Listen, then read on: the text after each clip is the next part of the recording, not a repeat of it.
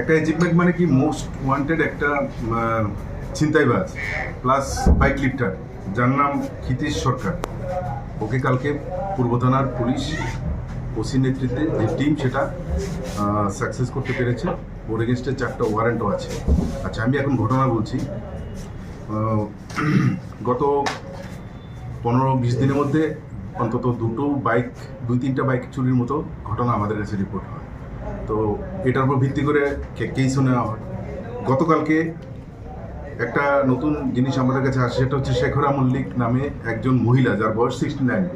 উনি ধলেশ্বর শান্তিনিকেতন যে সঙ্গীতের এটা আছে ওটার পাশ দিয়ে যাচ্ছিলেন, তখন একটা গ্রুপ বাইক নিয়ে এসে ওনাকে ধাক্কা মেরে নিচে ফেলে দেয় এবং ওনার গলার হাড়টা ছিনতাই করে। তো এই ঘটনার সঙ্গে সঙ্গে থানাতে জানানো হচ্ছে। থানাতে রিপোর্ট হওয়ার পর ওসি রানা চ্যাটার্জির নেতৃত্বে একটা টিম তৈরি করে সঙ্গে সঙ্গে এই ঘটনার তদন্ত শুরু হয়।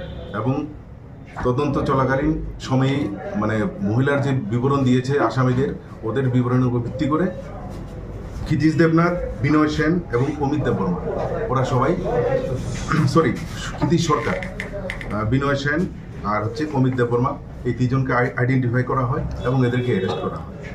তো ওদের কাছে একটা বাইক পাওয়া যায়, যে বাইকটার নাম্বার TR01A 4997। এটা ফেক নাম্বার, এই ফেক নাম্বার। তবে এই যে গ্রুপটা গত অন্তত 3-4 মাস যাবৎ শহরের বিভিন্ন জায়গায় বিভিন্ন ঘটনা সংঘটিত করেছে।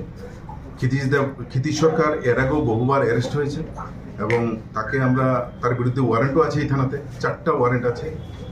এবং এটা আমাদের কাছে একটা বড় সাকসেস যে আমরা বলতে পারি কনফিডেন্টলি যে এই মানে চুরি এবং ছিনতাই এই দুটো জিনিসের উপর আমাদের আমরা একটা সাফল্য পেলাম। এবং এদের কাছ থেকে আমরা বাইকগুলি যে রাস্তায় বাংলাদেশে বা অন্য জায়গায় সেল করা হচ্ছে সেই জিনিসটা আমরা বার করতে সক্ষম হব।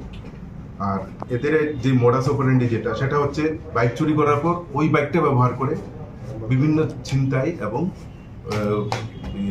এই অসামাজিক কাজগুলি ওরা করে থাকে। তো আজকে এদেরকে স্পেসিফিক কেসে কোর্টে পাঠানো হচ্ছে রিমান্ডের প্রয়াস সহ। আমরা দৃঢ় বিশ্বাস বাকি যে চুরির বাইকগুলি আছে এগুলিও আমরা উদ্ধার করতে সক্ষম হব। তারাই কি আলোচনা শহরে যে বাইক লিফটটা হচ্ছে এবং যে চিন্তাগুলো হচ্ছে মাস্টারমাইন্ড। কোথা থেকে ধরা হয়েছে তাদেরকে? চন্দ্রপুর থেকে। কতজন আটক হয়েছে? 3জন। আমি তো বললামই ক্ষিতীশ সরকার নামে 4টা ওয়ারেন্ট আছে এই থানাতে। এই বাইকটা আস্তাবল থেকে চুরি হয়েছে, যেটা রিকভারি হয়েছে এটাও আস্তাবল থেকে চুরি হওয়া বাইক। তো আমরা আশা করি আরো বাইক উদ্ধার করতে